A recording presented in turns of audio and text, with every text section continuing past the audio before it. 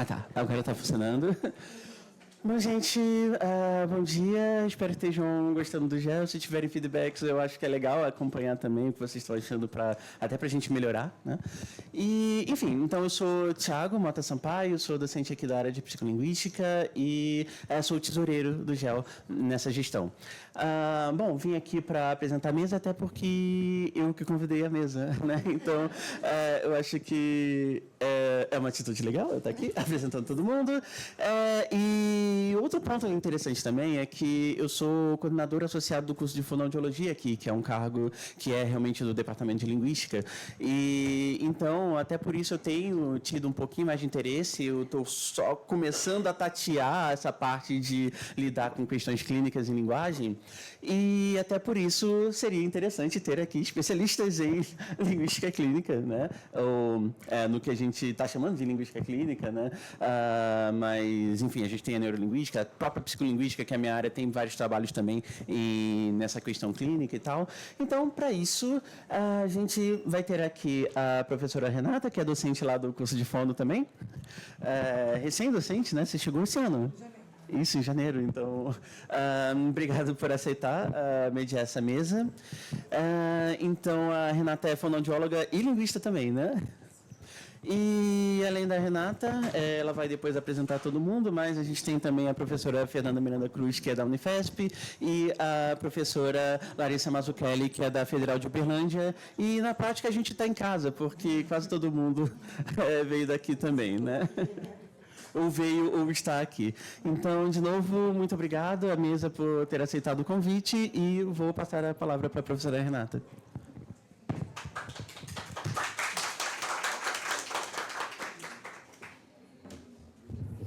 Bom dia a todos e todas.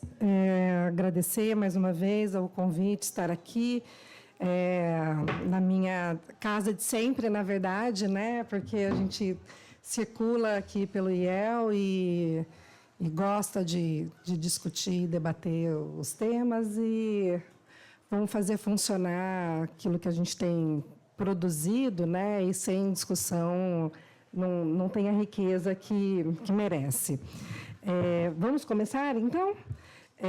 Hoje a gente tem na mesa, e aí eu quero parabenizar também a organização com o título da mesa, né, a temática, que é a linguística clínica, que é talvez um lugar que possa acolher todos esses outros espaços, né, diferentes, um pouco aproximados às vezes, para a gente pensar esse lugar que não é exatamente a linguística fazendo clínica, mas pensando esses processos, e falar em processo é super importante, né? Então, quero parabenizar o título e já vou convidar a Fernanda, que vai trazer o tema Subsídios da Linguística para a descrição de interações envolvendo sujeitos autistas, os encontros entre a linguística e os estudos linguísticos. A Fernanda Miranda da Cruz é da Unifesp e também da casa, como o Thiago falou, né, circulante aqui, e a gente espera que volte sempre.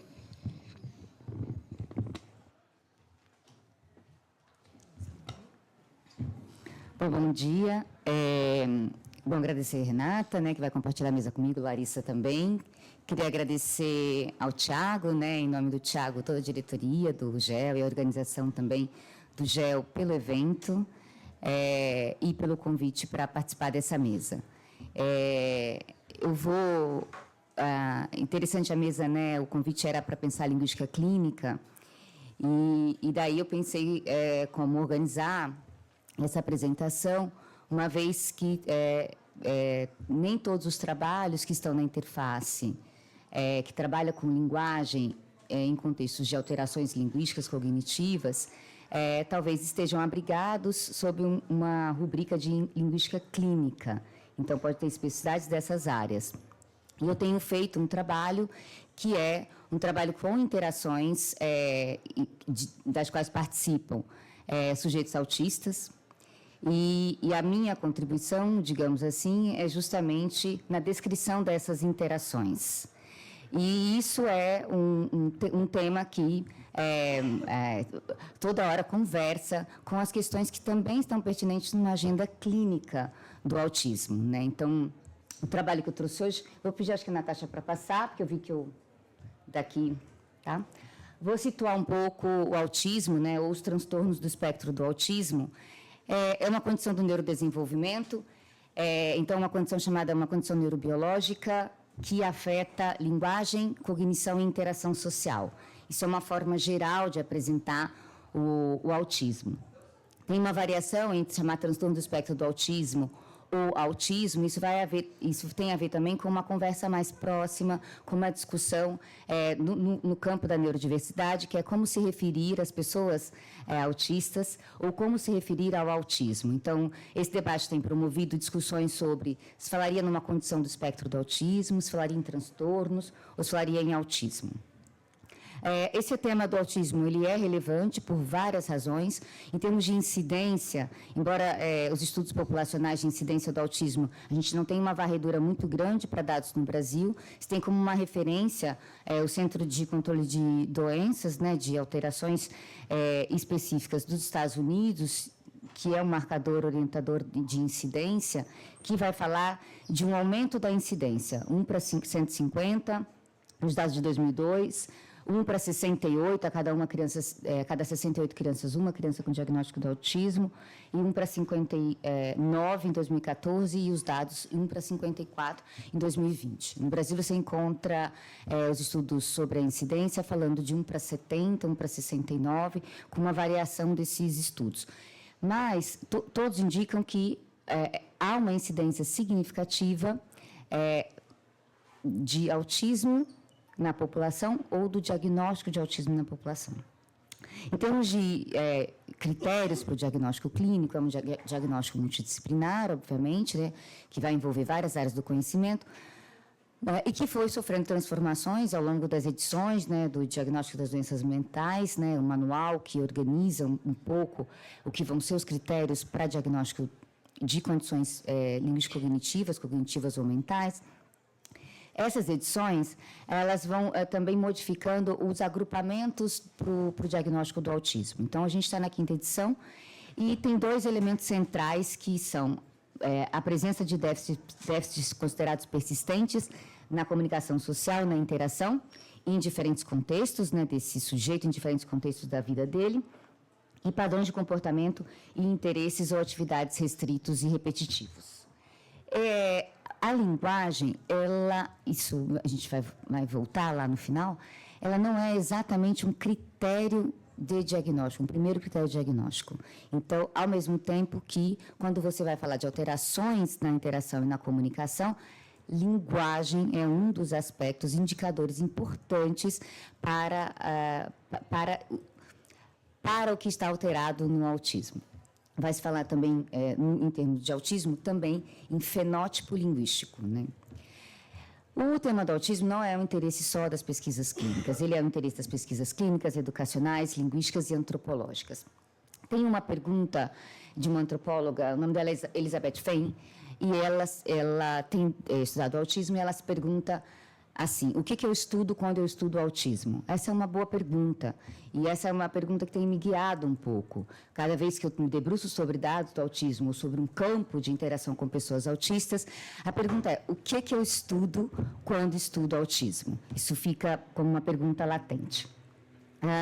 Eu trouxe aqui uma breve agenda do que tem importado numa investigação do autismo, mais orientada, por exemplo, aos estudos clínicos. Temas que são próprios temas de investigação, a própria avaliação e a intervenção, prejuízos comportamentais, interacionais e comunicacionais, o que seriam déficits linguísticos, o que seriam preditores para o TEA, né, como diagnóstico precoce, para intervenção precoce, com resultados considerados mais positivos, então, que são preditores para o autismo, e preditores para o desenvolvimento da linguagem ou da fala, e questões de aquisição, em que aqueles marcos de aquisição da linguagem não vão estar em rotas atípicas, e não significa apenas um atraso de delay, processo de aquisição que vão acontecer com 3 ou 7 anos, mas eles vão acontecer de forma muito variada. Essas questões estão na agenda dos estudos clínicos. E nos estudos linguísticos, também tem uma agenda, né, eu acho que vai ter que dar mais uns cliques, tem um espaço aí. Nos estudos linguísticos também tem uma agenda sobre a natureza das alterações linguísticas no autismo. Aspectos fonológicos, morfológicos e sintáticos, uma organização dos níveis linguísticos estudados em sujeitos autistas, compreensão da linguagem, linguagem metafórica, relacionados à teoria da mente, e processos como inferência, implícitos, indiretos, por exemplo. Então, isso está numa agenda dos estudos da linguagem.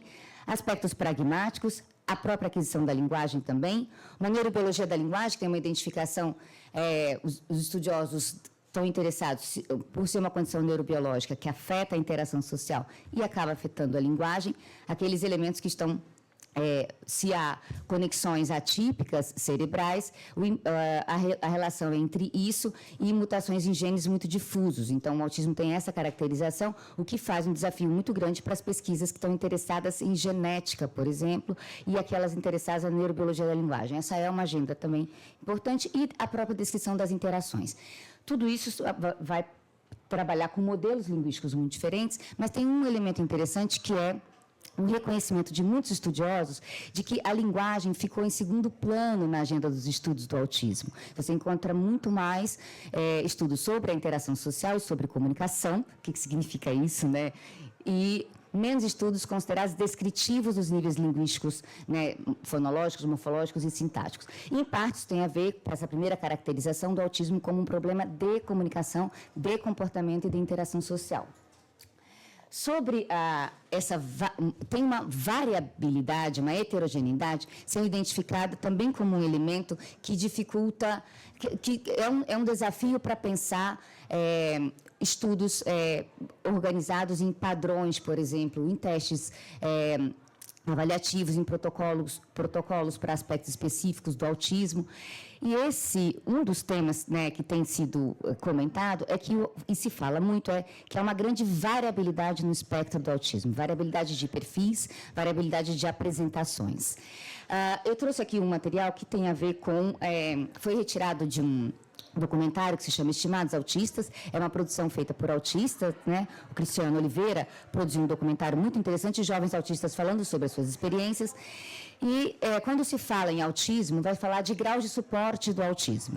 Então, ele diz assim, se pensa como que as pessoas imaginam o espectro, imaginam um grau que vai do severo, moderado e leve. Então, que resultaria, inclusive, em pensar em categorias como pessoas mais autistas ou menos autistas. Então, ele não é tão autista, ele é menos autista. Isso vai gerando categorias, isso nos importa, né? Para a gente, isso nos importa bastante.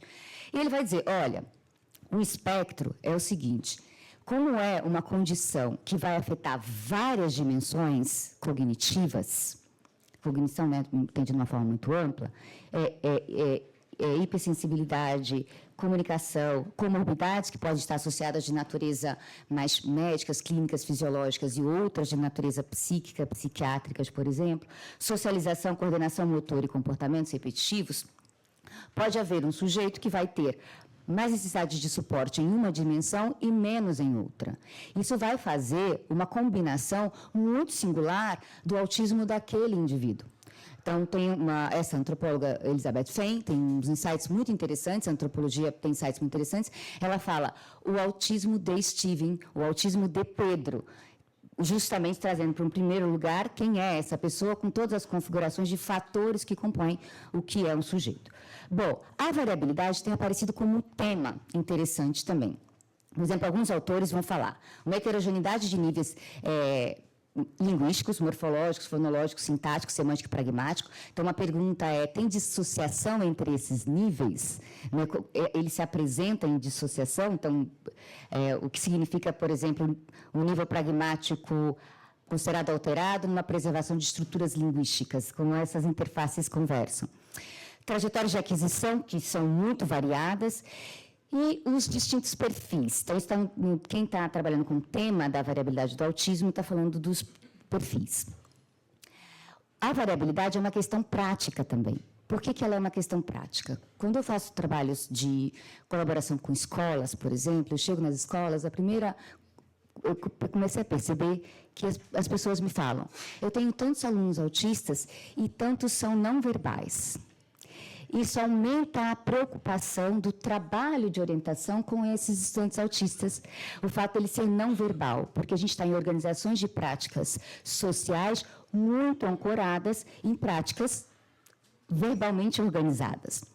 E aí eu comecei a perceber que a questão da variabilidade vai produzindo essas categorias. Para vocês terem uma ideia, eu trouxe aqui apenas uma forma, né, de mostrar esses perfis. Tem uma variabilidade muito grande. A gente encontra, por exemplo, o entendimento do mutismo seletivo para algumas situações. Então, depende de como a gente circula na literatura, a gente vai pensando isso e falando, o que será que significa, como é que está sendo descrito isso. Uma, por exemplo, organização de perfis é pensar indivíduos autistas verbais, sem comprometimento de estruturas linguísticas, indivíduos autistas verbais com comprometimento de estruturas linguísticas e indivíduos autistas minimamente verbais ou pouco verbais. Para esses autistas que não fazem uso da fala, a incidência é muito significativa, e daí que eles têm uma atenção muito grande nas pesquisas para intervenção e em pesquisas para teorização também, linguística, por exemplo. Tem uma incidência que vai falar que 50% de indivíduos diagnosticados com autismo não desenvolvem a fala funcional e desses, uma incidência entre 20% e 30% que não usam a fala. Então, isso passa a ser um elemento de atenção. A caracterização desses perfis vai variar muito, mais ou menos preciso nessa caracterização. Então, a gente encontra na literatura dificuldade em se expressar por meio da comunicação verbal, verbalização mínima, combinações silábicas, vocalizações sem correspondência lexical na língua, poucas palavras, sons atípicos, uma produção assistemática. Essas são tentativas de categorização do que é essa verbalização mínima. Agora, o que eu queria trazer é justamente mostrar como, então, com foco nesses chamados perfis, como, Júlia pode passar, Natasha pode passar por, como que a gente tem trabalhado no grupo de pesquisa, né, que eu coordeno, que chama Interação, Cognição e Multimodalidade em Comum, que fica na Unifesp. A gente tem trabalhado, eu vou trazer aqui algumas questões dentro de um projeto que chama Multimodalidade, Corpo e Materialidade na Organização de Interações envolvendo crianças autistas. Tem alguns pressupostos que organizam a forma de desenhar essas pesquisas, que são um pressuposto de que a cognição e a interação humana têm uma natureza primordialmente multimodal. Então, a noção de multimodal, ou de pensar no corpo, ou em aspectos materiais, em artefatos, por exemplo, não são compensatórios de uma condição linguística. A gente tem uma organização multimodal das nossas práticas, muito mais do que a gente pode imaginar, ainda que a gente tenha uma grande atenção sobre a linguagem, por questões que a gente, como linguista, sabe porque são importantes. Tem autores sugerindo que a linguística não só a linguística, tem passado por uma virada corporificada, que é dos estudos linguísticos, mas não só, que é pensar a multimodalidade da ação, da cognição e das interações humanas. Essa virada corporificada vai se refletir em tentativas.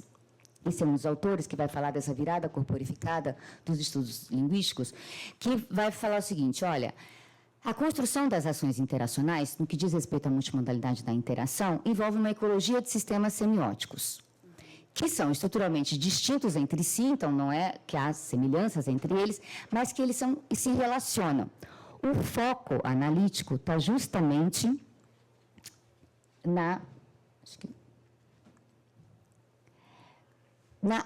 como que se dá a relação, a coordenação entre recursos que são de naturezas distintas, mas que eles são coordenados para a produção de sentidos, para a construção de práticas interacionais, para as nossas ações no mundo.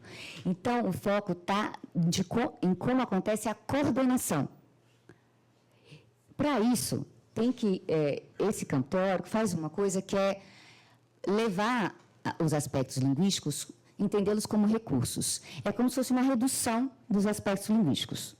Eles são recursos como o corpo, o mundo material. Linguagem é mais do que recurso. Mas como recursos, porque como recursos, nós, quando construímos as nossas práticas interacionais, fazemos essa coordenação desses recursos de naturezas muito distintas. Então, tem um desenho, eu vou pedir para você passar todos esses, que eu acho que vai dar um pulo anterior, manter o slide, assim. Para construir as pesquisas sobre interações com o autismo, tem uns eixos principais que têm orientado o nosso trabalho lá. Primeiro, a perspectiva neurolinguística e discursiva da linguagem. O que isso, né, que é o meu percurso formativo? Isso ensina uma coisa. Quando a gente trata de linguagem, a gente trata de muitas coisas ao mesmo tempo. E falar de linguagem de sujeitos afásicos, falar de linguagem de sujeitos autistas, de sujeitos com demência, significa pensar para além do déficit. Pensar para o que é analisar processos a partir de teorizações linguísticas que aprofundam esses processos. Também é daqui que nasce uma prática que é produção de corpora, que é um compromisso com essa linguística empírica, que é o que os dados nos mostram. E a partir de interações que são situadas, em que é muito mais a noção de emergência e de ocorrências que está em foco do que replicabilidade de produções ou ainda a variabilidade como um problema, como uma barreira para tratar analiticamente os dados. O outro eixo principal é pensar nos dobramentos que a videoanálise tem tido, então uma tecnologia de ferramentas para a gente trabalhar com dados audiovisuais, e questões de transcrição. Elas permanecem sempre ativas. Toda vez que você faz análise de dados empíricos, você precisa pensar que a transcrição é uma ferramenta analítica, que a forma como você representa um dado, você produz o dado também. Isso permanece, é tão antigo, mas permanece. Outro eixo é pensar nos estudos que têm pensado multimodalidade e autismo. Tem um conjunto deles que tem promovido descrições, por exemplo, direcionamento de olhar. O desvio, autistas produzem desvio no olhar. Esses estudos vão dizer, a gente não olha o tempo todo para alguém. Então, não é sobre o desvio. É sobre como que o olhar participa da organização das interações, em que momento eles acontecem. E quando eles acontecem, sequencialmente, o que eles produzem de elementos interacionais ou de pistas de atenção ativa, publicamente visível, né? Então, o trabalho, agora eu vou mostrar um pouco dos corpora que a gente tem produzido. Corporas audiovisuais, que não são interações naturalísticas das quais participam sujeitos autistas em situações variadas. Corporas discursivos, que são entrevistas, conversas e questionários com pessoas sobre a experiência de linguagem, autistas adultos sobre a experiência de linguagem e interação, ou ainda pais que hoje têm filhos adultos autistas que não usam a fala, de como eles veem hoje, retrospectivamente, essas interações. Porque é um tempo também que a relação do diagnóstico e dos acessos às terapias é outro. Então, esse é um corpus, por exemplo, que chama 100 palavras. Muito interessante.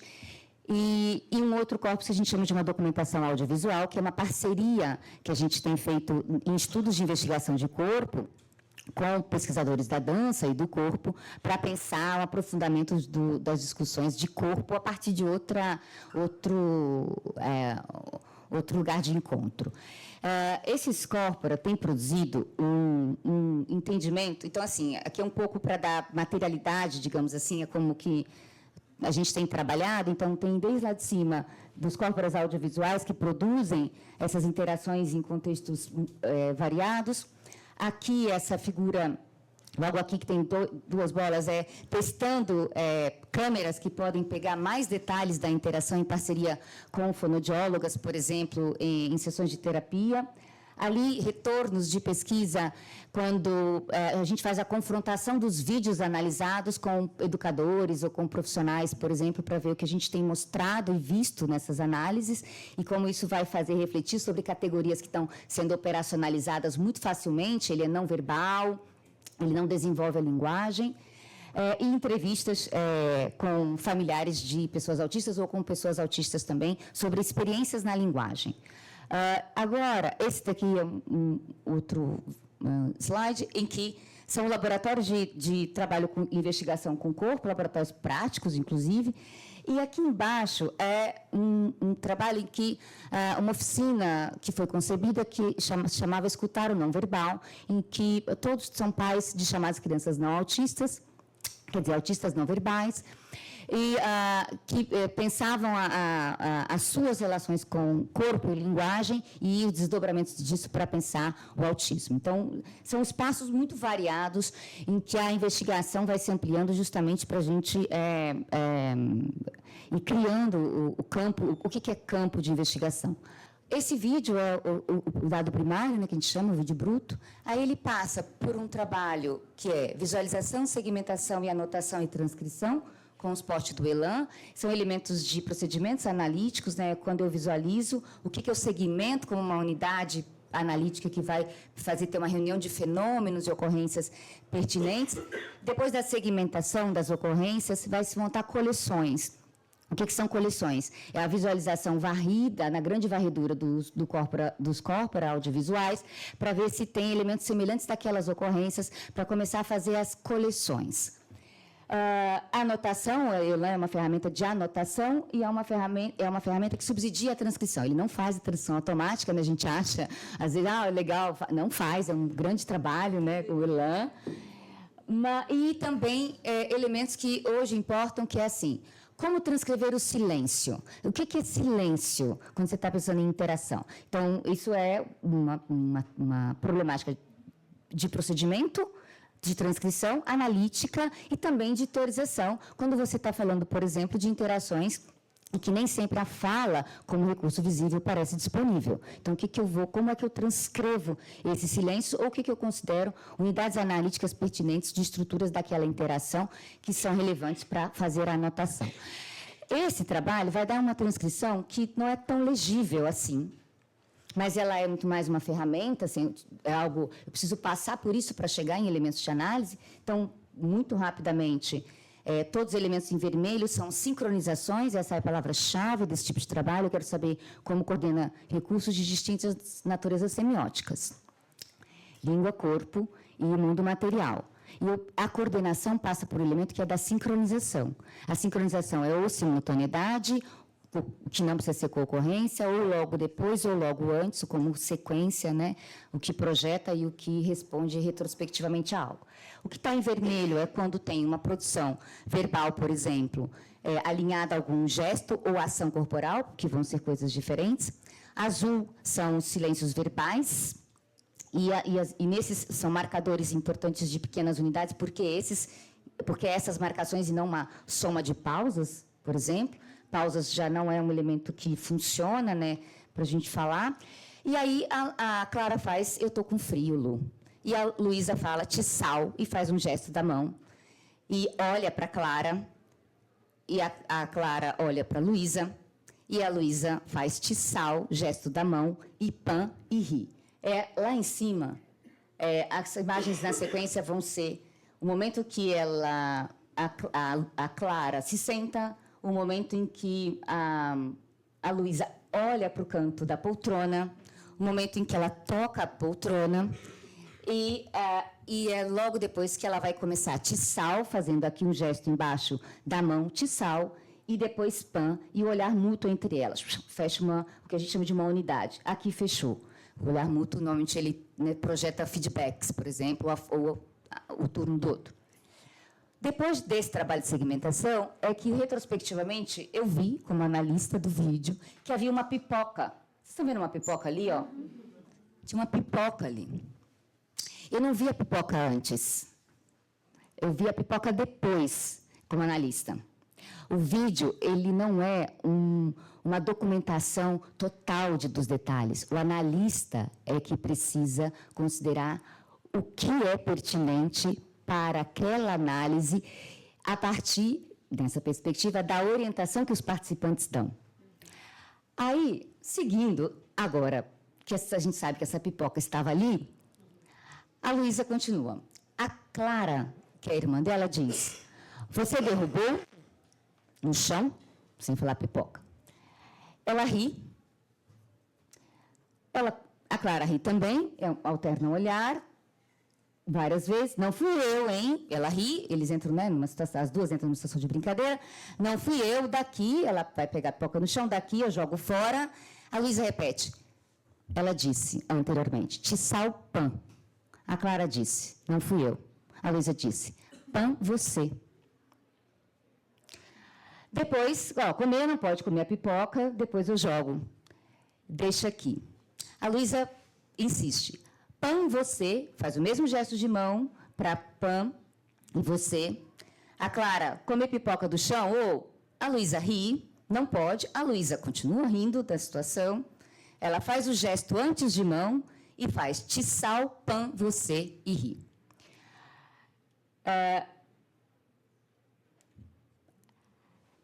Isso que eu passei muito rapidamente aqui vai oferecer para a gente um entendimento de quantas coisas aconteceram aqui. Tem um conceito, vai falar Gestalt multimodal. A Gestalt multimodal é justamente tentar encontrar uma sistematização nessas formas de coordenação entre essas semioses distintas. E não é exatamente que gesto que substitui a fala, não é. O gesto que co-ocorre com a fala, não é exatamente isso. A Gestalt multimodal tem uma sistematicidade nessa sincronização para operar elementos materiais, artefatos, gesto, corporalidade, espaço, ritmo, tempo e elementos linguísticos. A sintaxe, inclusive, é quebrada, né? Você insere coisas nesta organização. Tem uma coordenação da ação com o outro, então é super complexo. Tem uma coordenação da ação desses recursos internos para montar a própria sentença, tissal, pan, você, né? E toda a coordenação do que vai ser linguístico, prosódico, sintático ou léxico. Léxico aí, né, para o pessoal que está nesse debate pode perguntar por que léxico está aí dentro. Condutas corporificadas e artefatos físicos. Esse pequeno excerto é um excerto ilustrativo de operações no nível sintático. O que é pertinente? Tissal, pan. Não fui eu. Tissal, pan, você. Também a Clara não fala pipoca em nenhum momento. Está assumindo um referente pipoca sem produzi-lo verbalmente. Está assumindo como referente organizador daquela sentença. Gestual, porque tem uma sistematicidade dessa sincronia desses gestos de mão, ela não precisa se repetir em outros momentos. Ela tem uma ecologia ali, naquela produção específica situada. Um direcionamento de olhar. Então, para o que é material, quando a Luísa olha para a pipoca, isso é interessante. Quando ela olha para a pipoca, não é um chamado evento público para o outro. Ela olha, o analista que está externo segue esse olhar, porque os momentos em que ela olha para o interlocutor é quando eles produzem o olhar mútuo ou no final dos turnos das sentenças. Esse direcionamento do olhar tem uma finalidade para o outro. Agora, o direcionamento do olhar para o que é material, a Luísa não... Ela olha. Só que a Clara segue o olhar da Luísa. E a gente faz isso muitas vezes. Quando você está conversando, o outro olha, mesmo quando sai da interação, você olha junto. É quando você se orienta mais ou menos para o direcionamento do olhar. Então, ela é uma pista de interação também para aquilo que pode ser um potencial referente daquela interação. E nesse dado em particular, o fenômeno que emerge como interessante de análise é a construção corporificada da referência. Então, os pesquisadores estão trabalhando com a descrição da construção corporificada da referência, tem mostrado, por exemplo, que mesmo quando você faz referência a um objeto físico presente no ambiente imediato, não é óbvio, não basta apontar para a referência estar construída. Não é óbvio, não é só sobre apontar, não basta garrafa estar aqui para isso virar referente. Eu preciso de um grande trabalho de construção dessa referência, do processo de referenciação com o outro, até que isso se estabeleça como referente, a partir daí se predica algo sobre isso.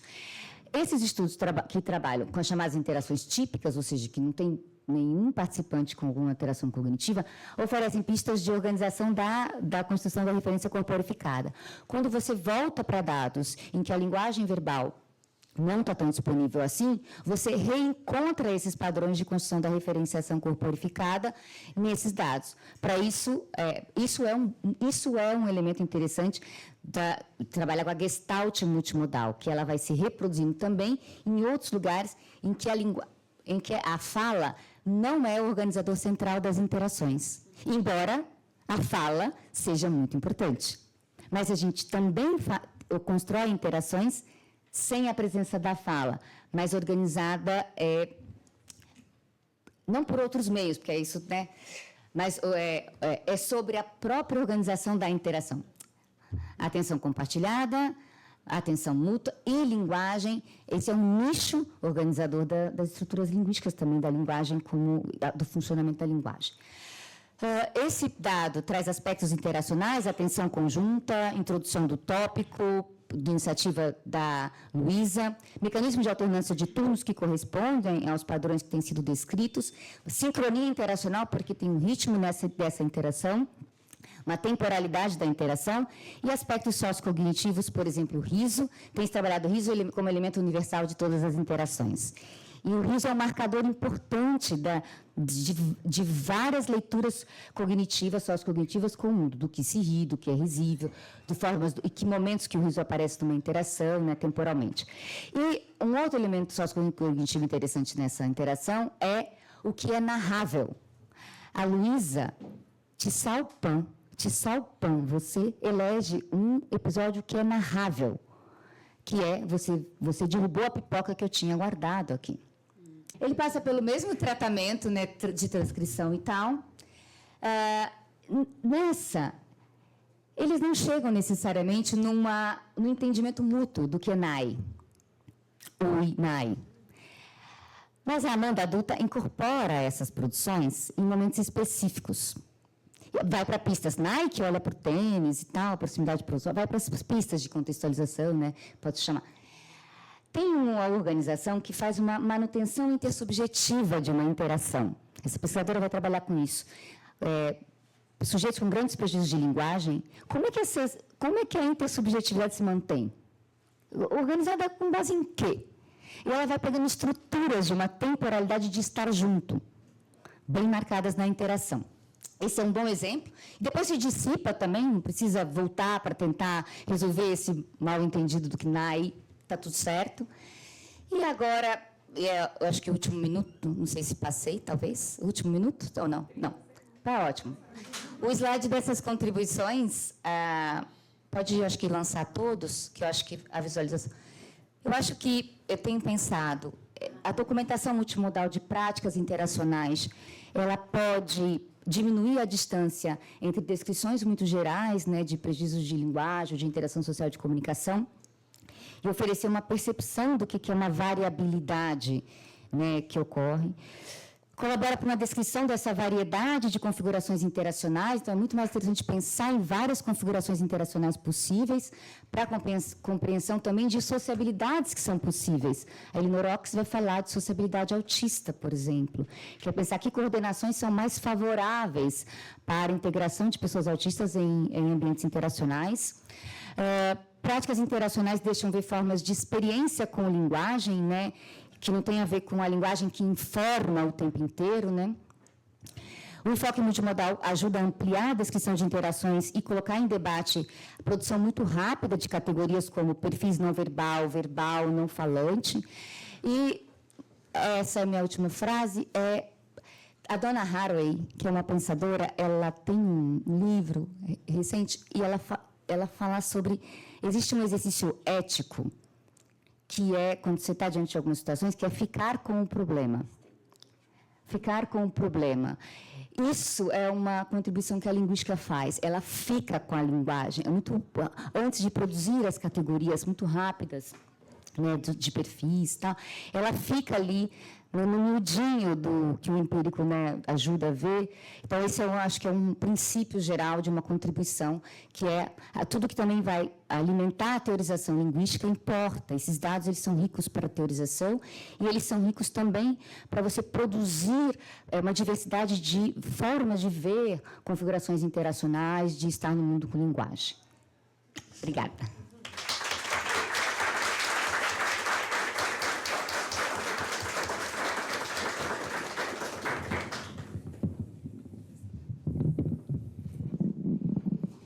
Então, vamos lá, né? Acho que depois de tudo isso que você mostrou para a gente vai precisar, inclusive, rediscutir isso que tem sido chamado de não verbal, né? A gente leva daqui a pouco para as nossas discussões. Vamos agora para as contribuições da Larissa Piscinato ou Pitinato Mazzucchelli. Ela vai falar também da Federal de Uberlândia, né? E eu falei também, porque eu estou com uns colegas na cabeça aqui, sobre as contribuições da neurolinguística discursiva para o enfrentamento do idadismo nos estudos sobre linguagem e envelhecimento. Obrigada, viu, Larissa? Não está ligando. Será que é melhor daqui?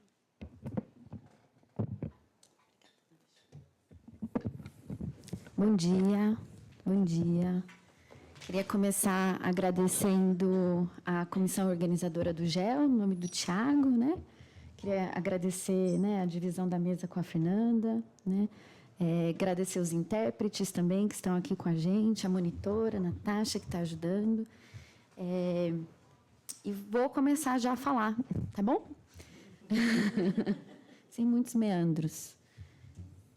Desde os primeiros trabalhos de Codry, a neurolinguística investiga, descreve e explica. Pode deixar que eu mudo. Obrigada. Mas tudo bem. Desde os primeiros trabalhos de Codry, a neurolinguística discursiva investiga, descreve e explica fenômenos linguístico-cognitivos em sua tessitura com aspectos biológicos, sociais e históricos. É a partir dessa filiação teórica e metodológica que, nessa apresentação, eu busco mostrar a atualidade da área na análise de fenômenos complexos associados ao processo de envelhecimento. Um processo que, vale a pena lembrar, é multidimensional, né? E, portanto, envolve aspectos biológicos, psicológicos, sociomateriais e ambientais, né? Embora essa compreensão de envelhecimento seja batida, todo mundo fala dela, muitas vezes ainda incorremos em simplificações ou explicações únicas sobre processos associados a ele, né? Uma forma de tratar o envelhecimento de maneira bastante simplificada é marcá-lo cronologicamente. Mas a idade não é uma variável confiável de predição de desenvolvimento humano.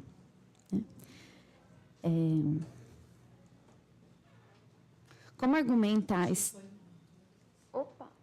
Que isso? Realmente você vai ter que fazer esse papel para mim, Natashinha.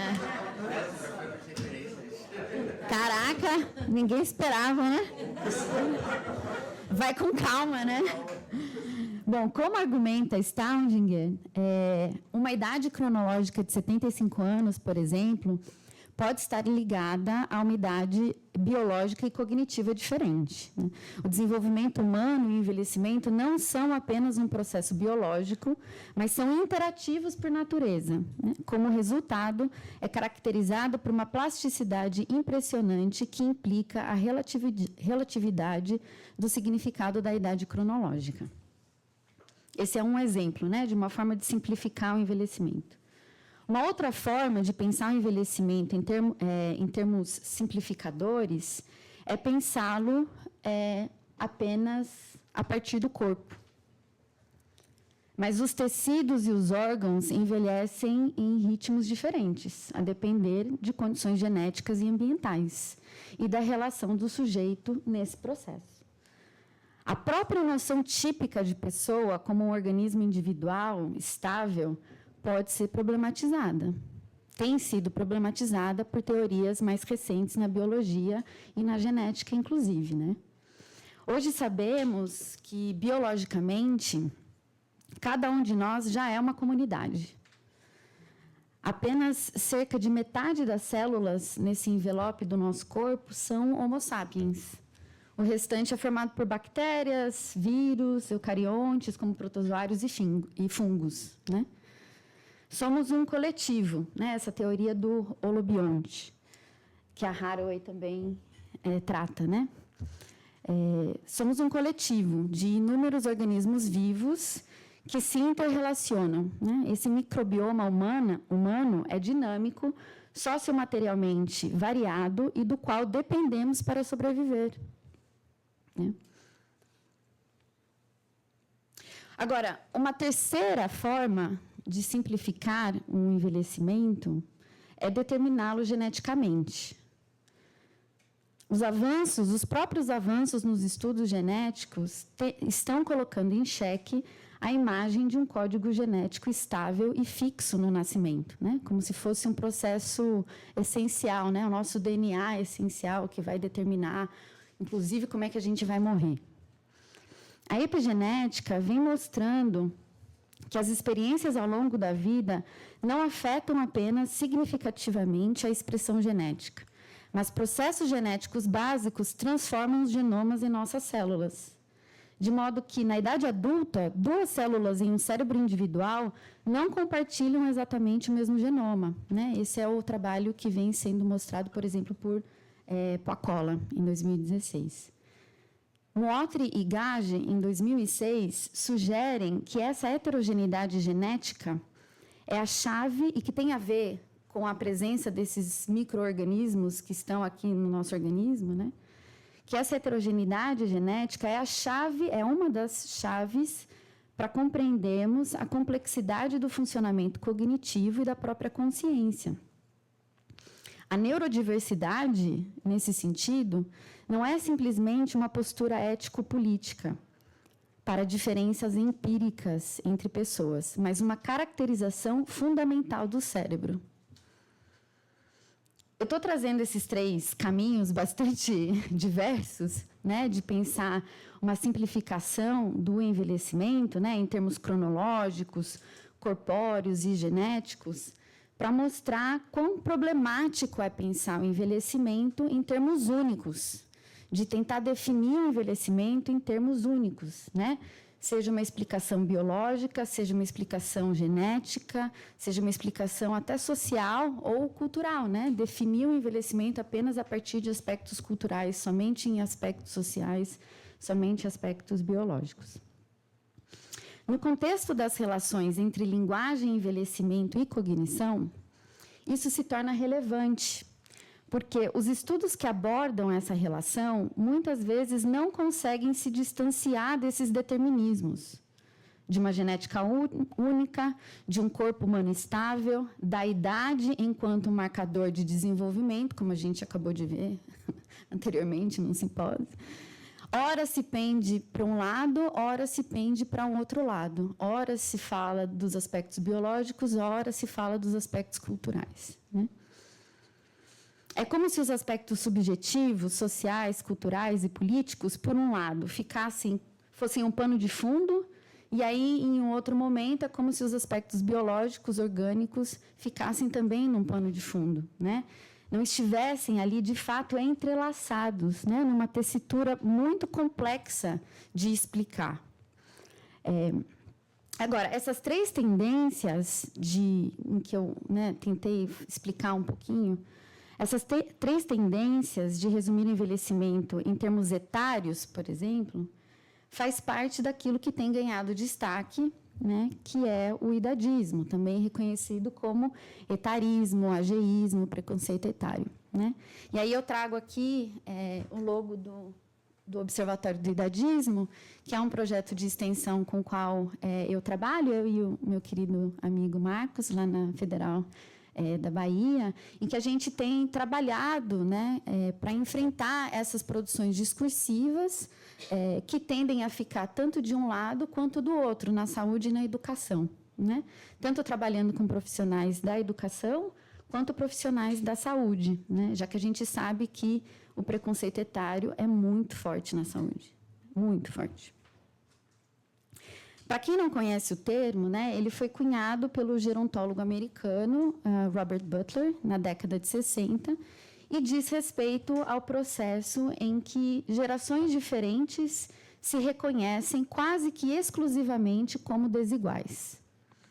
Os velhos são naturalizados como senis, com atitudes antiquadas. Seus comportamentos passam a ser lidos como efeitos biológicos decorrentes da velhice, não de suas trajetórias de vida, de seus desejos, desses entrelaçamentos complexos que eu tentei mostrar, né? A incompreensão também é tida como presumida. Passam a representar aos poucos um certo lugar de não saber, mas não é aquele não saber interessante que faz a gente buscar as coisas, né? Aquele lugar de que alguém não sabe como existir, praticamente. E aí, qualquer sinal de infuncionalidade, isso que o Pônzio diz que é o que nos torna humanos, serve como pretexto para reforçar sua inadequação. Apresentar dificuldades com determinada nova tecnologia é diretamente justificada pela idade, por esse aspecto cronológico, tornando evidência de que são incapazes de se adaptar aos novos tempos. Há uma obrigatoriedade de adaptação aos novos tempos. Eu não sei que novos tempos são esses. Não sei se quero me adaptar a eles eternamente, assim, né? Uma possível crítica é vista como uma falta de compreensão, uma resistência a essa adaptação, né? Não no sentido positivo dessa resistência, né? De dizer eu não quero isso, mas no sentido de ser incapaz de ceder, né? Outros discursos e práticas também circulam e alimentam essa narrativa. É mais difícil estudar com o avanço da idade? Não sei. Estudar o quê? Em que condições, né? Eu duvido que algum professor universitário, de alguma forma, talvez, vivencie isso de uma maneira tão bruta, né? Por quê? Porque isso diz respeito à sua história, à sua trajetória, como ele se relaciona, né, com as suas eventuais transformações também. Outro discurso que aparece, né? Com a idade, a memória naturalmente se perde. É mais difícil acompanhar as mudanças tecnológicas com o avanço da idade. Será? Eu não sei, né? Quem está trabalhando na sala de aula vê as dificuldades com tecnologia de muitos grupos etários distintos, assim, né? A gente tem que pensar de que tecnologia que a gente está falando também, né? A gente ouve, às vezes, entre professores que algumas gerações não aprenderam a utilizar softwares de textos, por exemplo, né? E aí a gente está tendo que trabalhar isso na escola e na universidade, inclusive. Pessoas mais velhas são naturalmente mais conservadoras e pessoas mais novas são naturalmente progressistas. O futuro e a mudança pertencem à juventude e assim por diante, né? São vários desses discursos. Vale notar que a ideia de juventude, né, foi criada na sociedade aristocrática francesa no século XII, como representando uma fase da vida entre a saída da infância e a antecedência ao casamento. Quem mostra isso é a Gita Debert, né, colega do IFISH, professora. A criação, uma das, né, mais importantes referências também, né, nesses estudos sobre envelhecimento. A criação dessa etapa, segundo ela, né, aqui abre aspas, a criação dessa etapa correspondeu a uma estratégia das famílias para conservar o poder e o patrimônio. Ser jovem não era, portanto, uma questão de idade biológica, posto que indivíduos com idades cronológicas muito variadas permaneciam nessa fase. Ser jovem era ser uma espécie de cavaleiro errante e aventureiro à espera do momento em que se poderia casar e substituir os pais na gestão do patrimônio familiar. Olha que interessante, né? Quando a gente pensa essa construção da juventude como uma construção cultural e histórica. bastante marcada ali, né, na França. Bom, esses discursos idadistas, que são estereotipados, preconceituosos, né, compartilham uma generalização de aspectos muitas vezes circunstanciais. Uma determinada experiência conservadora com um velho, com um idoso, é privilegiada, ainda que esse velho hipotético compartilhe, por exemplo, de outras ideias que talvez não sejam tão conservadoras para quem as avalia, né? Muitos grupos minorizados são destituídos justamente dessa capacidade de serem contraditórios.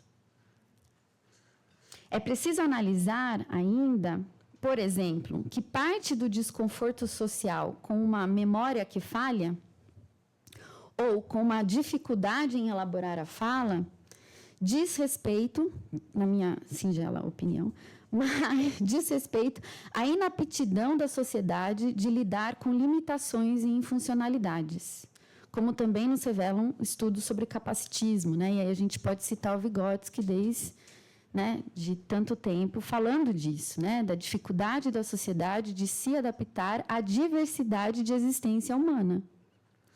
Há pouco ou quase nenhum sofrimento por ser míope em uma sociedade em que usar óculos não é considerado uma incapacidade porque se criou uma tecnologia.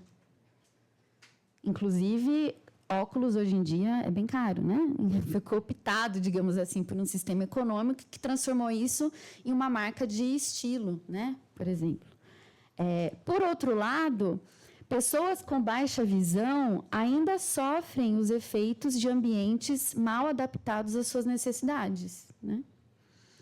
O idadismo, eu estou dando esses exemplos, mas assim, o idadismo ele funciona, portanto, como um dispositivo de biopoder, né? Estou pensando no Foucault, que fundamenta essa generalização e vai engessar os sentidos das experiências de envelhecimento ao exercer regulação e controle sobre a velhice.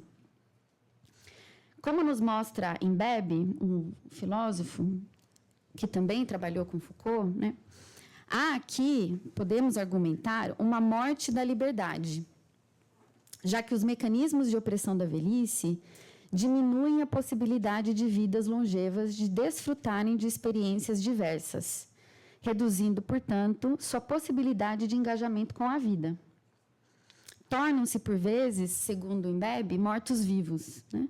Pois suas conquistas de uma vida longeva são igualadas a problemas sociais, suas existências marcadas como fundamentalmente deficitárias, atrapalhando o desenvolvimento, o progresso, o novo. Um importante aspecto dessa discussão realizada por Imbebe é a observação de que a modernidade fabricou o diferente como estratégia política, que passa a representar o perigo da destruição, da perda do poder, perigo de roubar o lugar que se entende ser seu por direito, até mesmo divino, né? Para poder, então, aniquilá-lo. Então, você cria essa diferença para poder subjugá-la e destruí-la, né? Dentro dessa lógica, essa política de morte, né, chamada por Imbebe como necropolítica, não depende mais de um soberano. Ela passa a ser democratizada, né? E ela não diz mais respeito ao assassínio direto. Ela pode ser exercitada pela exposição à morte, multiplicação do risco de morte, pura e simplesmente, ou a própria morte política, a expulsão e a rejeição, né? Aqui ele está citando Foucault. Bom, é nesse sentido que argumento que o idadismo, em suas mais diversas expressões, opera necropoliticamente, seja do ponto de vista físico, social, político, genético, inclusive, né?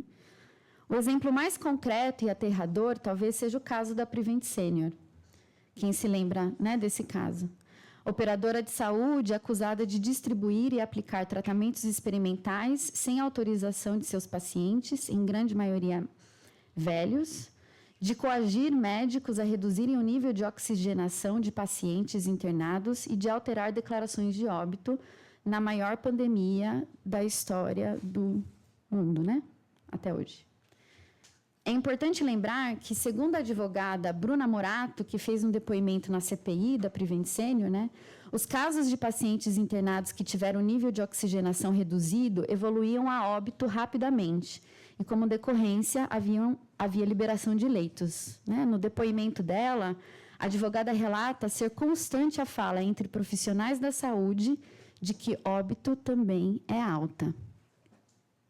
O caso, que tem sido considerado um dos maiores escândalos médicos no Brasil e que não teve seus perpetradores responsabilizados até hoje, escancara a longa lista de violências sofridas por velhos no país. Né? Negligência, violência física, psicológica, abuso financeiro, violência patrimonial, sexual, institucional, para citar apenas alguns modos de aniquilamento. Essa discussão, que eu sei que é pesada e dura, né, ela não é um pano de fundo para a neurolinguística. Ela é fundamental para pensarmos uma teoria linguística, um raciocínio neurolinguístico e uma prática clínica de avaliação, de terapia, que combatam esses mecanismos da necropolítica, no caso específico do envelhecimento, né? Então, eu vou trazer aqui um exemplo desse raciocínio neurolinguístico a partir da discussão do circunlóquio, bem brevemente, né? Esse fenômeno linguístico, ainda não tão bem descrito, para ser bastante verdadeira, né, em termos linguísticos. Né? Eu vou mostrar, na verdade, como que o circunlóquio é tratado em diferentes contextos para a gente tentar perceber esses efeitos, digamos, nocivos, preconceituosos, que vão aparecer lá na clínica, lá na avaliação linguística no final, né, digamos assim. Vou começar apresentando, pode passar, Natasha. Algumas definições de dicionários, isso é da minha tese, gente. Só para a gente ter uma ideia, né, dessas definições bastante gerais que circulam por aí sobre o que é o circunlóquio. Né? Então, o que aparece? Uma figura de estilo que consiste em dizer por várias palavras aquilo que pode ser dito por uma, um rodeio de palavras, um uso excessivo de palavras, né? Perífrase, ele é associado à perífrase, né? Em muitos lugares aparece como um sinônimo, um subterfúgio verbal, mais uma vez lá no Aulete, uso de muitas ou excessivas palavras, né? Um modo indireto de dizer, um modo evasivo de dizer algo. Chama atenção nesses casos aqui, nessas breves definições, a recorrência de características de vagueza, de circularidade, de excesso de palavras, né? Algo um tanto associado a uma ideia de eficiência da fala, né? De eficiência de elaboração, né? Uma forma direta de se dizer. A gente não tem nada contextualmente apresentado aqui nessa definição. Se a gente volta para o Matoso Câmara, pode ir para o próximo slide. O Matoso Câmara fala um pouco do circunlóquio quando ele vai definir e discutir a perífrase, nesse dicionário de 1956. É bacana trazer o Matoso para essa discussão, porque o aspecto que ele mais vai destacar, na verdade, ele vai chamar o circunlóquio como uma perífrase lexical, ele vai pensar nas motivações do uso de um circunlóquio. Né? E vocês vão ver, eu destaquei aqui, ele vai dizer que as pessoas vão usar por eufemismo, né? Então, já tem uma situacionalidade interativa ali prevista, né? Existe essa demanda, digamos assim, entre os falantes, uma necessidade de se produzir esse eufemismo, e eu vou fazer isso por meio da perífrase lexical ou do circunlóquio. Por intuito de definição, né, ou seja, né, também não está falando de excesso de palavras, de vagueza, de evasão, não tem essa conotação, ou pelo desejo de aludir a uma circunstância que a própria palavra pode não evocar. Eu acho que esse aspecto é um aspecto bacana, porque ele dá visibilidade para o uso criativo, né? Para o aspecto mais estilístico, digamos assim, que pode estar presente no circunlóquio. Né? Ele dá, inclusive, esse destaque. Há, portanto, sempre uma intenção estilística. Né? Ou seja, ele está destacando isso que o sujeito quer fazer, né? Ou um destaque que o sujeito quer dar. Se a gente pensar, e o Fiorin, em Figuras da Retórica, também fala um pouco de circunlóquio, ele vai definir a perífrase como um circunlóquio também, ele vai falar que é um meio indireto de dizer alguma coisa, uma expressão alongada. E é também interessante, porque ele não se apega a essa ideia de vagueza, e ele vai, no lugar disso, falar de uma propriedade da linguagem que seria a elasticidade. Então, o circunlóquio pode ser produzido justamente porque a gente pode esticar a língua e condensar a língua de acordo com os desejos dos falantes, né? Ele dá o exemplo, por exemplo, ao invés de dizer eles são casados, nós poderíamos produzir de uma maneira alongada, eles são unidos pelos laços matrimoniais, né? A depender, então, desse efeito, digamos, de sentido que você gostaria de produzir, né? Eu gosto desses dois linguistas, né, do Fiorin e do Matoso Câmara, porque eles, de fato, tendem a falar um pouco mais do trabalho do sujeito com a língua, com esses recursos linguísticos, né? Agora, se a gente mudar completamente de ambiente e pensar como é que outros espaços tratam do circunlóquio, a gente pode entrar no campo de ensino e aprendizagem de línguas. Não precisa mudar, não. Eu já vou. Que contém nuances também muito interessantes. No contexto de ensino e aprendizagem de línguas, o circunlóquio é considerado uma habilidade, diretamente, claramente, um recurso comunicacional, inclusive necessário para que os estudantes de línguas sejam capazes de lidar com possíveis eventuais dificuldades lexicais. Vejam que, nesse contexto, a dificuldade de encontrar palavras aqui não está associada a uma falha, mas a uma aprendizagem, a uma postura completamente diferente de olhar essa falta dessa palavra que, de repente, não está vindo. Ou mesmo é considerado importante para demonstrar a competência pragmática desses sujeitos que estão aprendendo a língua, para lidar com questões mais controversas, né? Dentro desse campo de investigação, Jordan observa que, embora a produção de circunlóquios dos estudantes de línguas seja bastante semelhante à produção de falantes de primeira língua, os alunos iniciantes raramente são capazes de produzir circunlóquios sempre que necessário. O autor defende, então, a importância do desenvolvimento do circunlóquio nos contextos de ensino de língua. Ou seja, o que ele está dizendo é: nós precisamos ensinar as pessoas a produzir circunlóquio, porque o circunlóquio faz parte do funcionamento da linguagem, né? É isso que ele está dizendo. Existem vários estudos falando do benefício do uso do circunlóquio na sala de aula, tanto em termos de ganho lexical, quanto para o desenvolvimento de habilidades pragmático-discursivas, que são fundamentais para a sala de aula, né? Para qualquer falante de segunda língua. Pode passar. Eu trouxe para vocês um exemplo do Actual Proficiency Guidelines de 2024, que foi recentemente publicado, só para vocês verem como é descrito, né? No Actual, tem uma descrição das expectativas dos falantes, dos estudantes, em cada um dos níveis. No nível avançado, se espera que os estudantes sejam capazes de produzir circunlóquio quando for necessário. Vocês conseguem notar, então, como que o circunlóquio tem sido visto de maneiras um tanto díspares nos dicionários especializados e aqui no contexto de língua, né? Agora, quando a gente entra no campo dos estudos neuropsicológicos, a coisa fica um pouco desesperadora. Pode passar. Porque nesse campo prevalecem as leituras mais negativas possíveis do circunlóquio, como a ideia de imprecisão, né? Na Enciclopédia de Neuropsicologia Clínica, de Kreutzer, Deluc e Kaplan, de 2011, essa aqui é a definição de circunlóquio, né? Um número desnecessariamente grande de palavras, eu estou destacando esse desnecessariamente grande. Evasão na fala, vejam que nenhum dos linguistas e nenhum dos dicionários, né, falou em evasão.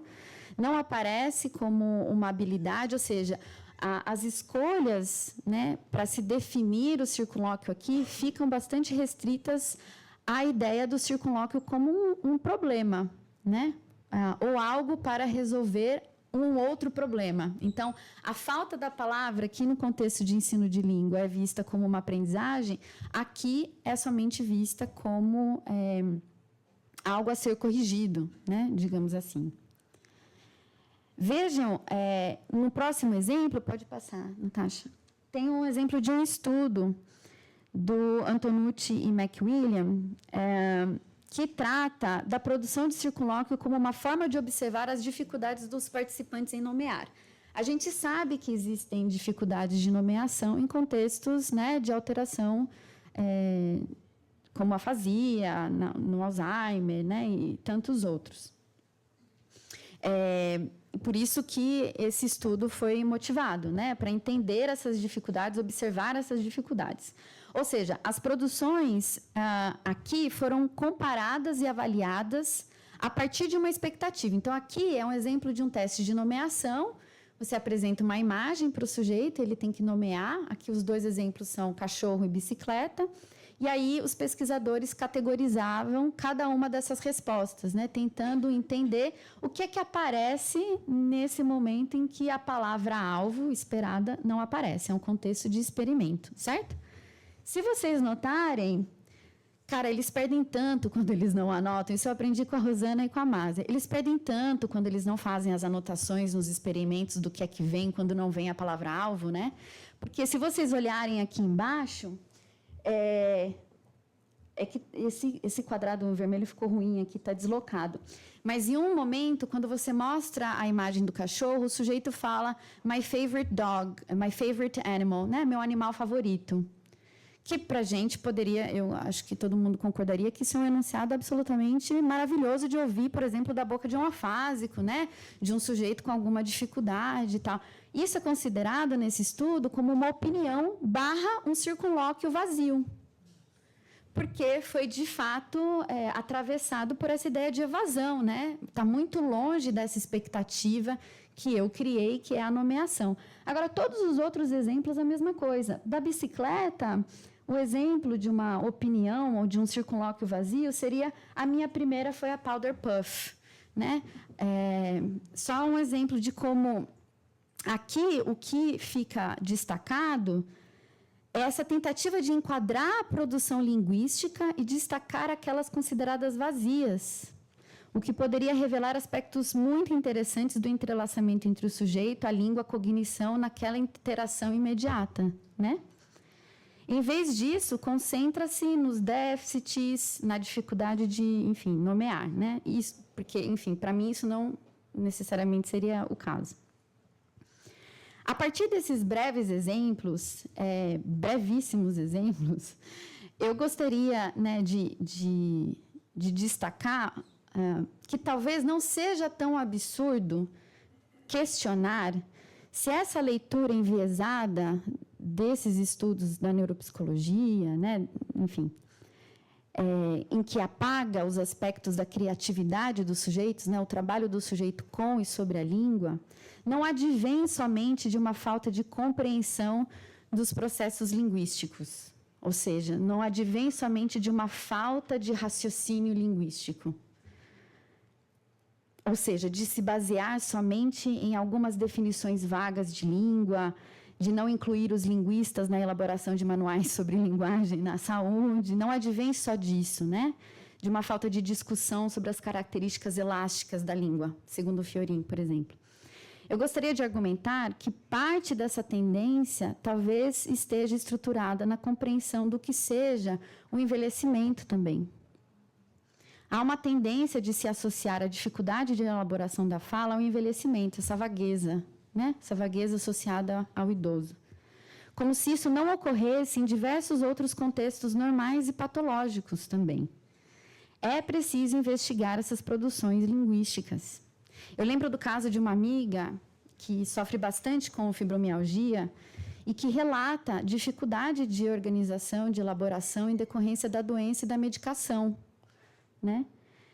Não sei se isso é uma particularidade desse caso dela ou de outras, ou seria algo típico, talvez, dessa condição e da medicação, né? Agora, isso não está restrito ao idoso, né? Esse que é o ponto. Se existe uma tendência, então, a se pensar o envelhecimento por lentes únicas, biológicas ou sociais, né? E como declínio, como se ganhos no envelhecimento, como se não houvessem ganhos no envelhecimento e não houvesse falta na juventude, né? Parece que a juventude e a infância são permeadas por uma completude e a partir de um momento a gente só perde. Talvez a tendência a se pensar na neuropsicologia que o circunlóquio é um indício de evasão da fala ou uma produção vazia seja também efeito do preconceito etário já estruturado na construção do objeto de investigação.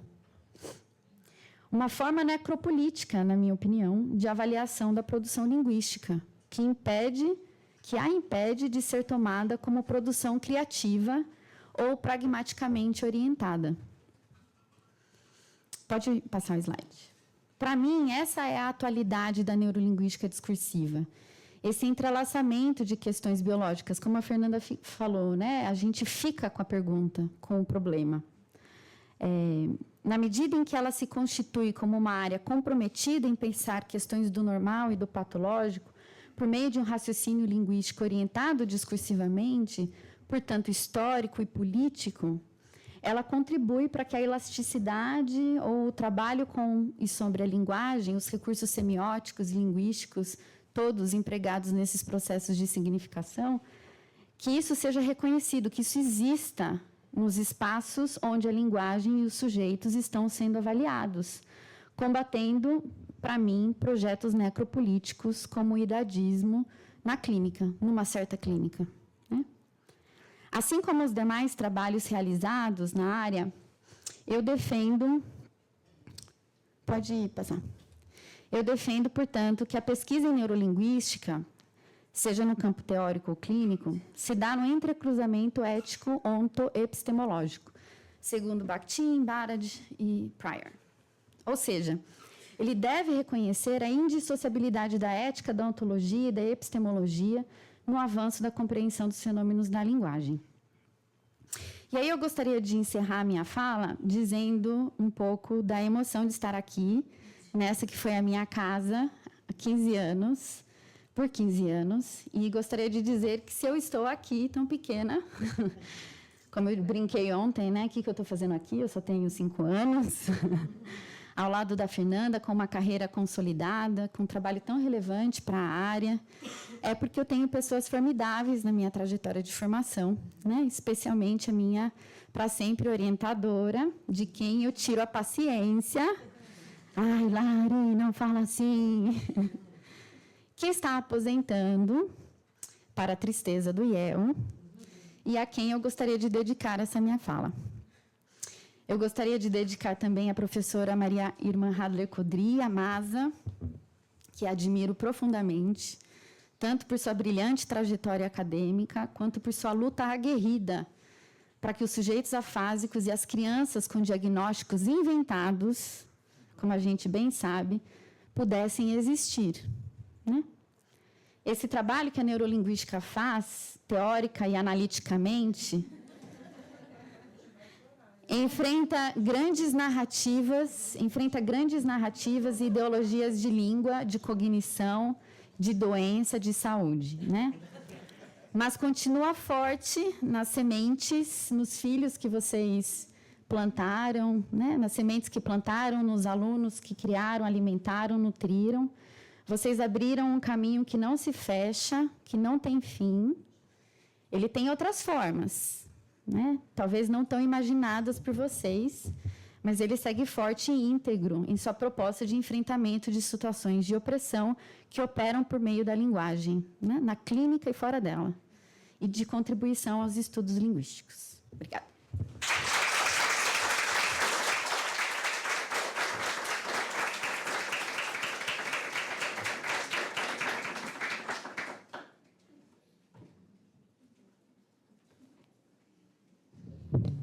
Aqui ele não está funcionando mesmo, né? Quero agradecer a Larissa. Bom, quem tem filho adolescente sabe como o idadismo afeta a nossa vida diariamente, né? Porque a gente nunca sabe nada, nem usar um celular, nada. Como muito interessante as coisas que vocês trazem, porque eu encontro nessa discussão, tanto da Larissa quanto da Fernanda, Uma questão que é essa ainda a discussão sobre o normal e patológico, né? Como os processos de medicalização vêm muito fortemente afetar a nossa vida. E eu fico muito satisfeita que isso seja retomado em pesquisas tão, para usar um termo, né, que é exigido nas práticas médicas, tão robustas, né?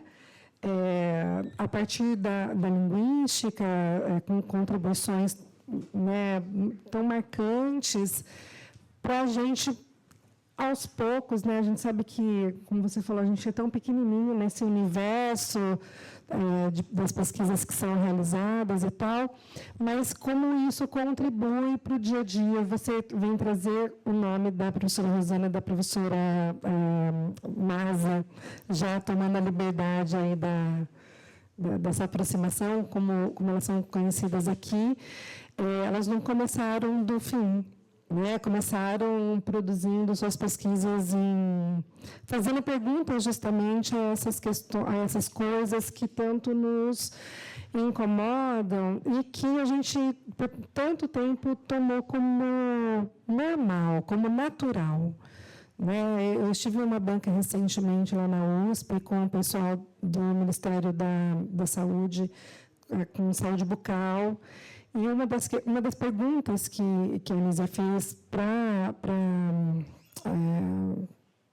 a menina que estava sendo avaliada foi: por que você diz que é normal que o dente da pessoa idosa cai? Vai chegando, passa o tempo e é normal cair os dentes.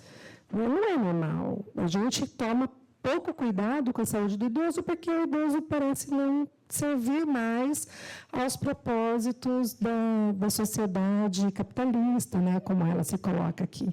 Então, quando a gente coloca perguntas, continua fazendo perguntas, né, a partir de pessoas tão importantes que vocês trouxeram, né, para poder pensar todo esse processo, a gente consegue ir produzindo robustez desse lugar que a gente acredita e vai continuar defendendo, né? Então, eu não vou... Bom, eu fiz aqui os meus comentários breves, justamente porque a gente não pode se estender muito, para poder abrir também a palavra aos colegas. Como que vai funcionar?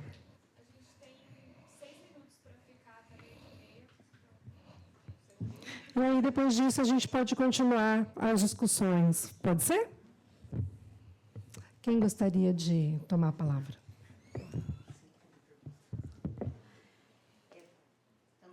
Será que dá para ouvir?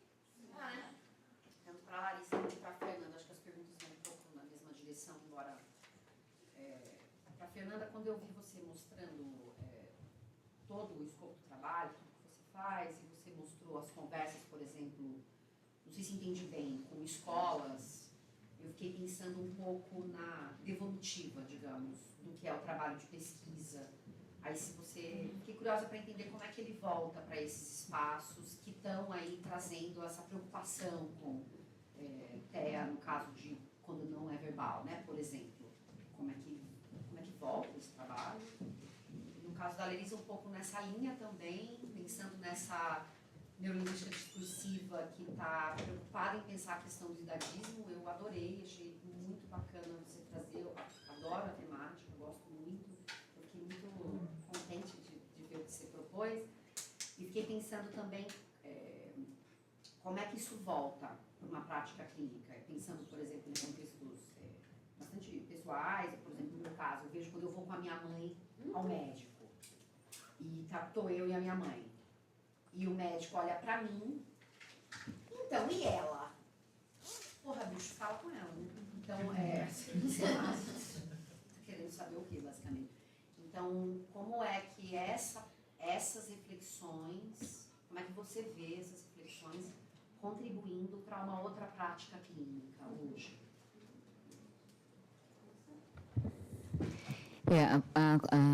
A volta, né, ela acontece assim, tem alguns desenhos, né, estruturados. Algumas vezes, por exemplo, se são em escolas, a produção de vídeo analisado separa alguns vídeos que foram analisados, quando tem alguns elementos-chave, e faz a visualização conjunta dos vídeos, compartilhando a análise. Claro que esse compartilhamento da análise, ele faz com, não usando, né, termos de análise que a gente usa, mas já a partir dos resultados. Então, um elemento é esse, fazer a visualização conjunta dos dados. Algumas pessoas chamam isso de confrontação. Enfim, tem várias possibilidades de pensar, mas é para pensar junto aquelas interações como elas estão acontecendo ali. O outro elemento é um momento prévio, quando está construindo um trabalho de campo, é fazer a escuta do que as pessoas estão considerando ou problemáticas ou desafios. E aí, por exemplo, se fala assim, eu não sei como interagir, eu tenho um estudante autista não verbal, eu não sei como interagir. O linguista, ele tem dificuldade em falar não verbal, porque ele vai falar, nossa, mas o que é, então? E aí, esse é o momento que, depois dessa escuta, eu separo alguns itens que eu acho interessante, que ajudam a aproximar aquele profissional que está com um estudante autista da reflexão da linguagem. Quando você aproxima, você tira o distanciamento que é, nossa, o que eu vou fazer? Ele não fala. Acabou meu trabalho pedagógico, né? Ele tem um laudo, acabou meu trabalho pedagógico. Aí você aproxima pela linguagem. Então, tem um trabalho que é fazer um compartilhamento analítico, supondo que estamos todos refletindo sobre linguagem. Você guia isso. Então, esse é um primeiro elemento. O outro, de retorno de campo, é no formato das parcerias.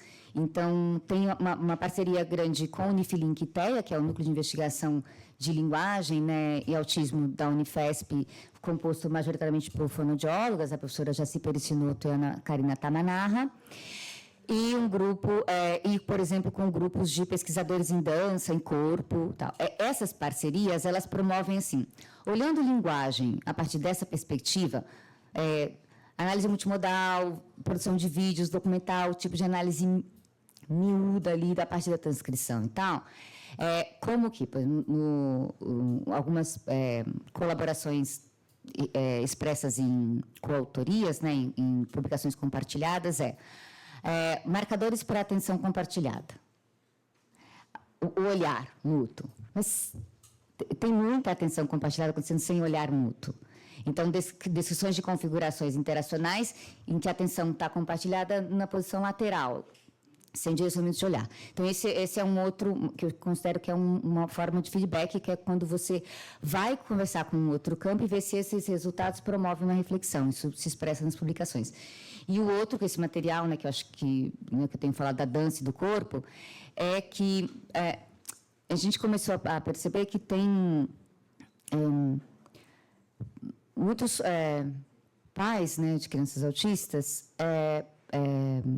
têm produzido reflexões sobre esse não verbal, muito interessantes. E muito interessantes mesmo, assim. E a gente viu que fazer fundamentalmente oficinas com atenção sobre o corpo ajuda a olhar essas interações por uma lógica espacial corporal que potencializa a relação. Exato, a relação. Esse digamos que, assim, parece que ele sai da linguística. Parece. Ele não sai. Exatamente. Inclusive, onde eu me alimento bastante, que é, né, enfim, questão de interesse pessoal também com a dança. Mas é na relação. Então, interação é uma camada e relação é outra. E aí eu acho que um feedback é esse, aumentar as conexões de relação com o outro, que parece inacessível, porque o canal mais óbvio de chamada de relação e comunicação fica com a linguagem. Então, acho que esses são alguns desenhos assim, que eu acho que são de retornos de pesquisa. Jana, eu adorei a sua pergunta, porque eu vou poder falar muito do Observatório do Idadismo. Que o nosso projeto querido do Observatório, ele tem uma proposta de ser um espaço de construção de pensamentos sobre envelhecimento e sobre o preconceito etário. Acho que é importante a gente dizer, e tem vários jovens aqui, que os jovens também sofrem preconceito etário, né? Muitas e muitas vezes de diferentes formas. E eu acho que a gente precisa continuar falando disso. Quanto mais a gente fala disso, mais isso ganha relevância e a gente pode desconstruindo esses mitos e esses estereótipos que, enfim, aparecem inclusive nos estudos sobre envelhecimento, né? O que a gente tem feito no Observatório, a gente tem uma página no Instagram, quem quiser seguir, chama Observatório do Idadismo. A gente faz ações, né, com profissionais da educação. A gente já fez um workshop com mais de 50 professores em São Paulo para pensar isso, porque o envelhecimento não está dentro, né, do currículo de formação de professores, né? Então, não é um assunto que se pensa, que se fala, mas também não está na formação de profissionais da saúde. E aí, de repente, né, várias pessoas podem falar disso com maior propriedade. Nos cursos de medicina, inclusive, há muitos relatos de cursos que não têm gerontologia ainda, né? Ou que tem um en passant, né? Nos cursos de fonoaudiologia também, né? Esse movimento ele ainda é muito recente. Então, como o idadismo é muito complexo, e o que a gente tem visto é que ele aparece, como eu tentei argumentar hoje, ele está na estrutura da forma como você cria o objeto de investigação, mesmo a gente vê muitos discursos idadistas no campo da gerontologia e da geriatria, né? E isso é um problema. Então, a gente criou uma cartilha, junto com a Defensoria Pública de Salvador.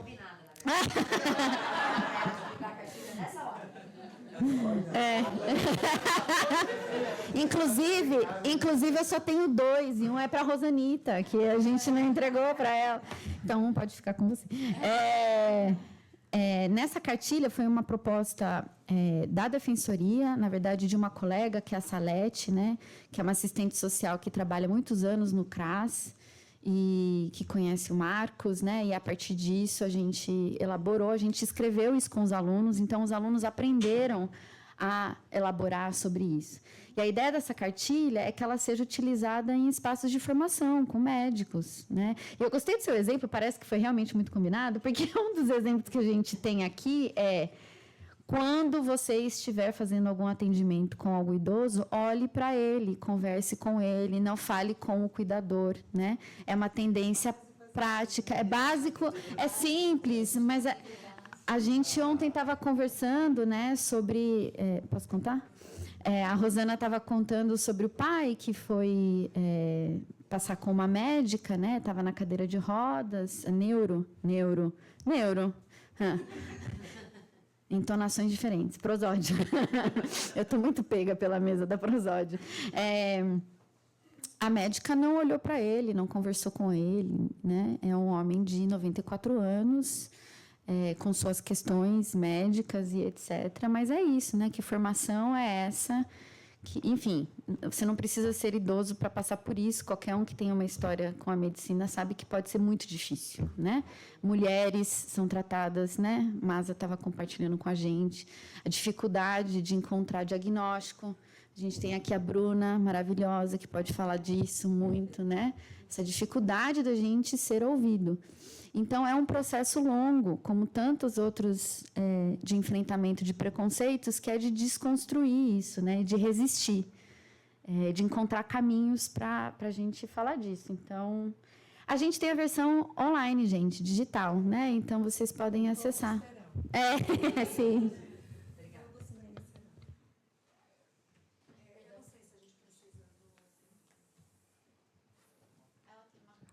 A gente já encerrou, mas vamos abrir, porque é tão gostoso, né? Dá para a gente ir mais alguns minutinhos? Eu vou tentar ser bem breve, e acho que é mais uma inquietação para compartilhar. Eu acompanho o trabalho da Fernanda, maravilhosa essa fala, adorei essa mesa.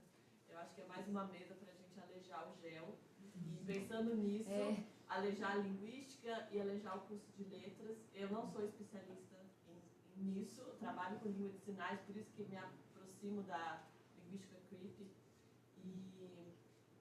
Mas eu sou da Comissão de Acessibilidade, lá da Unesp, e Também me informei aqui, é uma emoção ver que as professoras, os rostinhos conhecidos.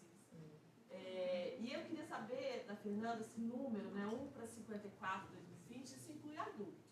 Porque o que a gente mais recebe hoje na universidade são alunos com diagnósticos tardios e muitos alunos do curso de letras, do mestrado de linguística, doutorado, que tem diagnóstico tardio, não sem sofrimento, passaram pela vida escolar, mas não tinham esse diagnóstico e talvez até por isso chegaram no curso de letras, não sei, na universidade, porque a gente sabe que as outras deficiências, 95% dos alunos que a gente atende na comissão de acessibilidade são neurodivergentes, então as demais deficiências são mais impeditivas para o acesso à universidade. E a gente tem situações, por exemplo, alunos do curso de letras que são autistas e são reprovados em disciplinas, por exemplo, de poesia. E a gente vai conversar com o docente diz, então eu vou aprovar. Mas o aluno vem com a queixa assim, olha, eu não consigo acompanhar essa interpretação que o professor faz. E a interpretação que o aluno faz não é considerada. Então, eu fico assim, então autistas não podem entender poesia, né? Então, isso na formação de professores, porque esses alunos, a gente está formando professores, né? Então, assim, o que essa formação que a gente está dando para os nossos alunos autistas que estão no curso, nos vai impactar depois na sala de aula?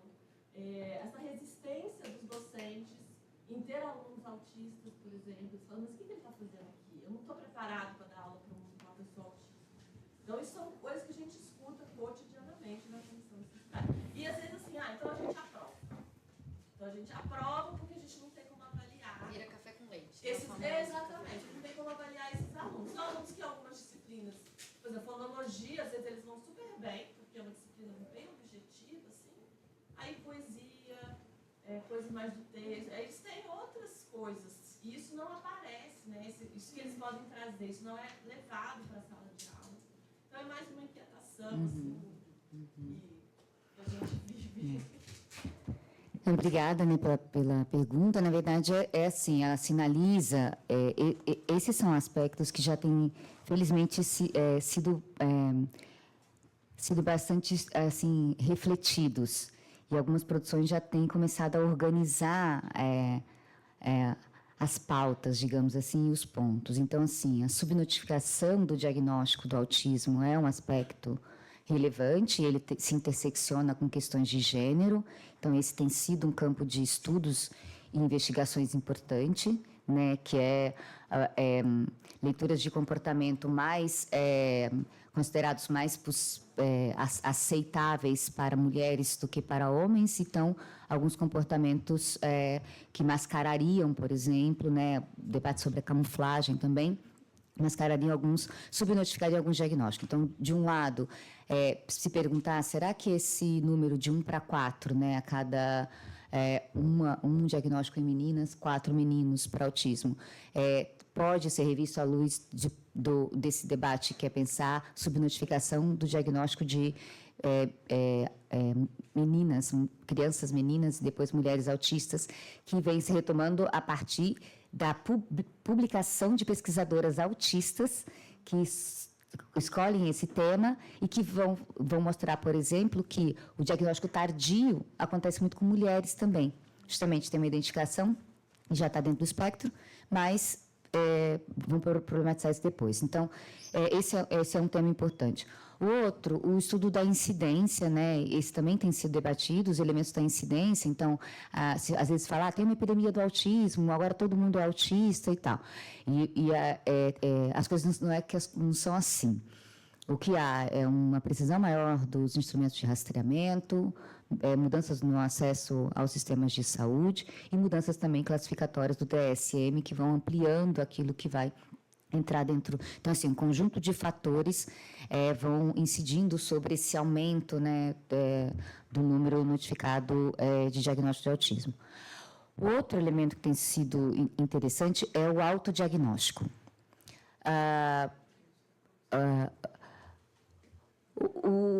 O caso do autismo tem esse elemento interessante que muitas pessoas avaliam a sua relação com o mundo, com as interações, com o outro, com a sociabilidade, e se reconhecem num descritivo do autismo. As redes sociais ajudaram bastante nesse fenômeno, porque houve um compartilhamento muito grande de relatos de experiências com a interação com o outro e com a comunicação. É muito interessante esse compartilhamento desses relatos. Isso vai criando processos de identificação e aquilo que poderia chamar no autodiagnóstico. O estatuto de um autodiagnóstico ele é diferente de um estatuto de diagnóstico pelo outro, né? Um diagnóstico multidisciplinar, um diagnóstico enquadrado dentro de determinados padrões e critérios para um diagnóstico. No entanto, ele é revelador ele é revelador de uma problemática que é aquelas pessoas autistas que têm um grau leve de suporte ou porque não apresentam uma visibilidade da deficiência no debate, né, que vem acontecendo sobre a deficiência, o modelo social da deficiência, a perspectiva antropológica da deficiência.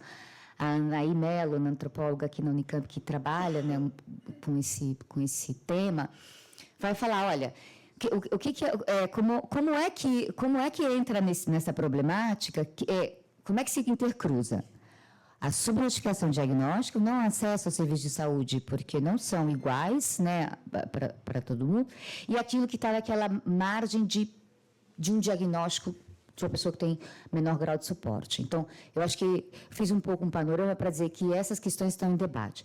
Agora, tem um tema interessante que é os estudantes, especificamente, que estão chegando nos níveis mais avançados de escolaridade. Isso é um movimento relativamente recente, dado as políticas de cotas, mas não só políticas de cotas, as políticas das leis de inclusão.